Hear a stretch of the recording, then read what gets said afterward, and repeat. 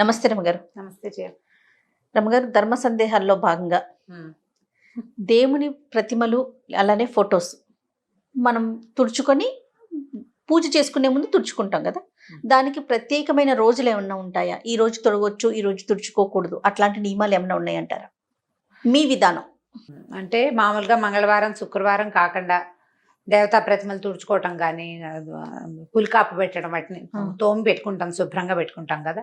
నెలకు ఒక్కసారి చేసుకుంటే బాగుంటుంది ఎప్పుడైనా. కానీ మంగళ శుక్రవారాలు కాకుండా అమావాస్య కాకుండా చేసుకుంటే బాగుంటుంది. మామూలుగా మనం చేసుకునేది మామూలుగా ఫోటోలు అవి తుడటం అంటే ఏం చేస్తాము, మొత్తం మందిరంలో ఉన్నవన్నీ తీసి బయట పెట్టి తుడిచి మందిరం ఒకసారి శుభ్రంగా తుడిచేసుకుని వీటిని కూడా తడిబట్టి పెట్టి తుడిచి మళ్ళీ బొట్టుగా పసుపు పెట్టి గంధం పసుపు బొట్టు పెడతాం, బొట్టు పెట్టి మళ్ళీ స్థాపిస్తాం, మళ్ళీ వెనక్కి పెట్టుకుంటాం. అవును కదా, ఒక గంటన్నర పడుతుంది కదా ఈ పని అంతా.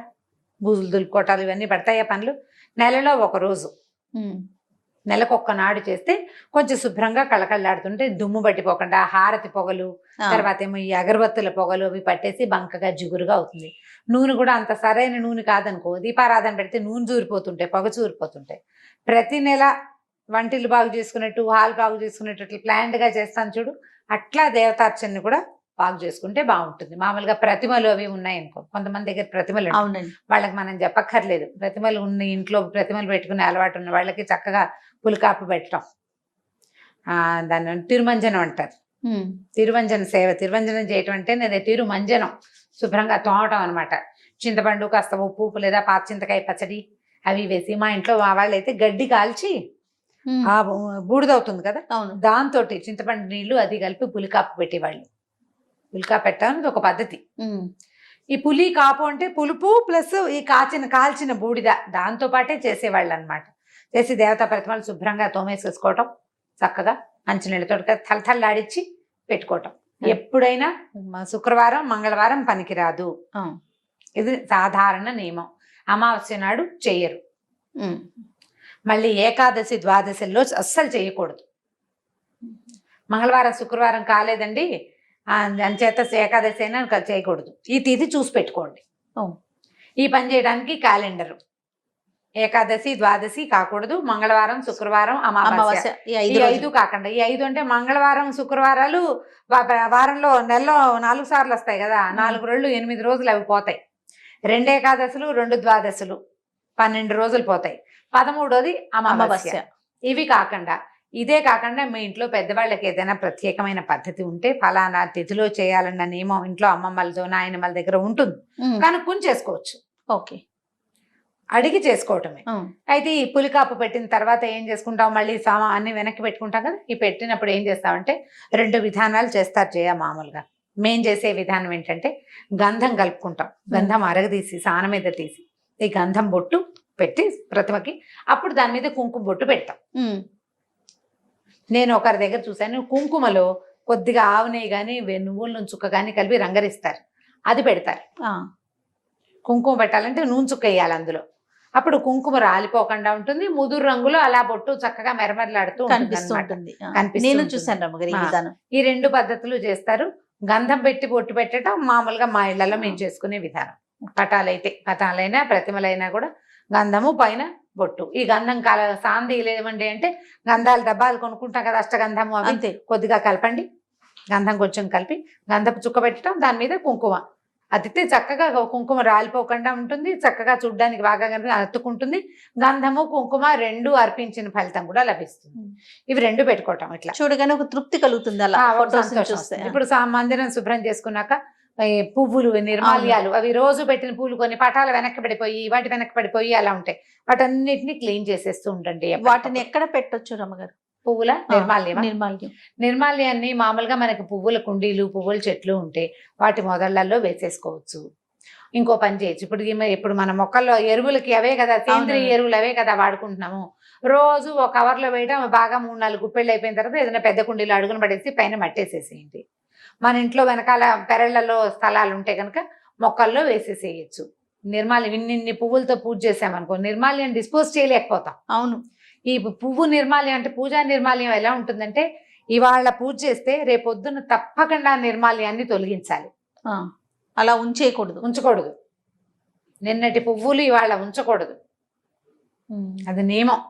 ఆ పువ్వు తీసేసి ఫ్రెష్ పువ్వులు పెట్టా. మన దగ్గర ఎక్కువ పూలు, 2 పూలు, 2 పెట్టుకో, 2 పెట్టుకో. రోజువారీ నిండుగా పువ్వులతో పూజ చేస్తే చామంతులు అవి ఇంతంత ఉంటాయి చూడు, పెద్ద పెద్ద చామంతులు వచ్చినప్పుడు అవి కదలవు మెదలు వారమైనా అలాగే పచ్చగా మెరమెరలాడుతూ ఉంటాయి. అవును. ఇప్పుడు మనం ఏం చేస్తాం, ఇవాళ పెట్టామా, ఇందాక నువ్వు అడిగిన డౌట్ చెప్తాను. ఇవి పెట్టాము, పెట్టిన తర్వాత ఈ 2వ రోజు కూడా పువ్వు అలాగే ఉంటుంది, ప్లాస్టిక్ పువ్వులే. తీయబుద్ధి కాదు, బాగుంది కదా అనిపిస్తుంది. కానీ ఆ పద్ధతి చేయకూడదు, తీసివేయాలి. పువ్వు అందంగా ఉందా లేదా అని కాదు, నువ్వు పెట్టిన రోజు రాత్రి గడిచిందా లేదా అనేది నియమం. మీకు ఆ పువ్వులు పచ్చగా ఉన్నాయి, పారే బుద్ధి లేదు, అలా అయితే ఓ పని చేయండి, చక్కగా ఆ పువ్వులు నిర్మాల్యం తీసి ఓ చిన్న ప్లేట్లో కాసి నీళ్ళు పోసి ఆ నీళ్ళలో వేసి హాల్లో పెట్టుకోండి. 4 రోజులు పువ్వులు కళకళలాడుతూ ఉంటాయి, టేబుల్ మీద బాగానే ఉంటుంది, అవేం పాడవ్వవు కదా, ఎక్కువ రోజులు ఉంటాయి. టేబుల్ మీద పెట్టుకోవచ్చు. నేను కింద పెడితే తొక్కుతాం, టేబుల్ మీద పెట్టుకోవడానికి దేవుడి నిర్మాల్యాన్ని అలా పెట్టచ్చు, ఏం తప్పలేదు, ఏమీ తప్పలేదు. కానీ పువ్వు బాగుందని ఉంచకూడదు. మందారాలు, గులాబీలు, చామంతులు ఇప్పుడు వచ్చేవన్నీ కూడా ప్లాస్టిక్ లాగానే ఉంటుంది, చక్కగా అలా ఉండిపోతుంది. వారం రోజులైనా ఆ పువ్వు అలాగే ఉంటుంది, చెక్కు. నేనైతే అవి ఎక్కువ కొన్న చేయ, ఆ పువ్వులు ఎక్కువ ఉన్నాయనుకో అవి 2 పూలే పెడతాను. ఏవో చిన్న శంఖ పూలు, మందారాలు వాటితో పూజ చేసుకుంటే సరిపోతుంది. రోజువారీ పూజ ఇన్ని పువ్వులతో చేస్తే అదంతా నిర్మాల్యాన్ని చెల్లించలేక దుంప దిగిపోతుంది. పూజ చేసిన ఫలితం అంతా ఈ నిర్మాల్యాన్ని అలక్ష్యంగా పడేస్తే ఎక్కువ పాపం వస్తుంది. అలక్ష్యం చేయకూడదు, దాన్ని జాగ్రత్త చేయాలి. తొక్కే చోట వేయకూడదు, తొక్కకుండా ఉండే చోట పెట్టుకోవాలి. కుండీలు ఈజీ, మనకి ప్రతి కుండీలో ఎంతో కొంత ఖాళీ ఉంటుంది. కొద్దిగా మట్టి తొలగ తీసి పువ్వులు వేసేసి పైన మట్టి లాగేసినా కూడా 4 రోజుల్లో కుళ్ళిపోతుంది, మన మొక్కలకి సత్తువ అవుతుంది. తొక్కక్కర్లేకుండా సరిపోతుంది. పెద్ద మొక్కలు ఉంటే మరీ మంచిది, అందులో వేసేసేయటం అడుగున. లేదా మనకి పెరట్లో కాస్త ఖాళీ స్థలం ఉంటే ఒక చోట కాస్త గొయ్యిదే పెట్టుకొని రోజు పువ్వులు అందులో వేసేసి ఎప్పుడో ఒక రోజు అది మూసేస్తే ఒక 2-3 నెలల తర్వాత అది ఎరువైపోతుంది ఆ ప్రాంతం. అది తవ్వి ఇంకో చోట పెట్టుకోవచ్చు. లేదా ఆ ప్రాంతంలోనే కొత్త మొక్క పెడితే కింద ఉన్న ఈ సత్తువుతోటి బ్రహ్మాండంగా మొక్క వచ్చేస్తుంది, మొక్కలు బాగా వస్తాయి. ఇలా ప్లాన్ చేసుకోండి. నిర్మాల్యాన్ని మాత్రం ఉంచకూడదు. దేవతా ప్రతిమలు క్లీన్ చేసుకునే విధానం కూడా ఇదే పంధ. దాంట్లో ఇంకా వేరే అమెండ్మెంట్ సాధారణంగా అయితే ఏమీ ఉండవు. మనం జాగ్రత్త వహించవలసిన 2 ముఖ్యమైన విషయాలు ఏంటంటే, పండక్కి మామిడాకులు, పువ్వులు, తోరణాలు కడతామా, కట్టి 4 రోజులు ఎండిపోయేవి అక్కడే ఉండేలాగా చేయబోకండి. 2వ రోజు తీసేసేయండి, లేదా 3 రోజులు ఉంచాలనుకుంటే 3 అయ్యాక 4వ రోజు తీసేయండి. శుక్రవారం, మంగళవారం తీయకూడదు, మనకు సాధారణ నియమాలు ఉంటాయి, అందరి ఇళ్లలోనూ ఉంటుంది. శనివారం నాడు తీసేయండి, శనివారం తీసేస్తే సరిపోతుంది కదా జ్ఞాపకంగా. ఇప్పుడు ఈ వాకిలి గుమ్మాన్ని కట్టింది కూడా నిర్మాల్యమేనా అనేది ఒక ప్రశ్న. గుమ్మాన్ని కట్టింది నిర్మాల్యమని భావించవలసిన అవసరం లేదు. కానీ ఈ రోజుల్లో వాటిని కూడా పారేయక్కర్లా. మన మామిడి మండలు అవి ఉంచుకుంటే ఈ పువ్వులు ఎక్కడైతే పడేసుకుంటామో, కుండీలు వేసుకుంటాం, మామిడి ఆకులను కూడా నలిపేసి అందులో పడేసేయండి. కిందది తొందరగా ఎరువు అవ్వడానికి పైన ఉన్న ఎండుటాకులు యూజ్ అవుతాయి. బంతి పూలు అవి పడేస్తే లాస్ట్ ఇయర్ మాకు 3 బంతి మొక్కలు వచ్చినాయి. వాటంతా అవే మొలుచుకొచ్చేసినాయి అనమాట. మట్టి నుంచి వానలు బాగా పడ్డాక వస్తుంది. పువ్వులు పారేయక్కర్లా, వాటిని వాడేసుకోవచ్చు. మనం ఎలాగ కూర చెక్కులతోటి మనం ఎరువు చేసుకుంటున్నాం కదా, వీటితోటి కూడా చేసుకోవచ్చు. ఒకే ప్రాంతాల్లో ఉండవు, ఇవన్నీ కుండీల్లోనే ఉంటున్నాయి కాబట్టి ఈ పని చేయొచ్చు. ఇది చేయటం, ఈ దేవతార్చనతో పాటు గుమ్మానికి పసుపు రాయటం, బొట్టు పెట్టడం, అలాంటివి అలవాట్లు ఉంటాయి. వాకిట్లో ముగ్గేసుకోవటము, ఇవన్నీ కూడా ఏంటంటే మనకి మన ఇంటిని శుభ్రంగా ఉంచుకోవటం, మనకి వాతావరణంలో ఒక పవిత్రత కల్పించటం, మన బుద్ధికి సత్ప్రవర్తన నేర్పించటం, ఇది ప్రధానం. నియమం ఉండటం, నియమాలు తప్పకుండా తెల్లారు లేవగానే వాకిలు తుడిచేయాలి, తడిపెట్టేసేయాలి, లేకపోతే నీళ్ళు కడిగేసేయాలి, ముగ్గు పెట్టాలి. టైం ప్రకారం చేస్తాం కదా, దానికోసం తప్పకుండా మెలకు వచ్చేస్తుంది. అలవాటు చేసుకుంటే మంచిది. గుమ్మానికి పసుపు రాయటము, మామిడి మండలు పెట్టడం, ఇవన్నీ కూడా ఈ కరోనా రోజులు ఇప్పుడున్న నేపథ్యంలో కూడా మనకి లోపలికి జర్మ్స్ రాకుండా కుదురుతాయి. ఇప్పుడు గుమ్మానికి బొమ్మలే, మనం పువ్వులు ఏం చేసామనుకో డిజైన్, అప్పుడు ఎక్కడ రాస్తాం పసుపు? అవును, అప్పుడు పసుపు రాయలేకపోతాం. అవకాశం ఉన్న వాళ్ళు రాసుకోండి, కాస్త పసుపు రాయటము అలా చేయొచ్చు. మాకు కొంతమంది ఇదివరకు ఇప్పుడు మా ఇంటి ఎదురుకుండా ఒక రాజస్థాన్ గాదని ఉంటారు, అనంతపురం వాళ్ళు ఉండేవాళ్ళు. ఆవిడ ప్రతిరోజు గుమ్మానికి పసుపు రాసి పెట్టి గుమ్మం వాకిట్లో పెద్ద ముగ్గేసి, ఇంత ముగ్గు చిన్నది, పసుపు కుంకాలతో వేసి గుమ్మానికే పూజ చేసుకునేది ఆవిడ. గడప గౌరి రోజు పూజ చేసేది ఆవిడ గుమ్మానికి, వాకిలి గుమ్మానికి.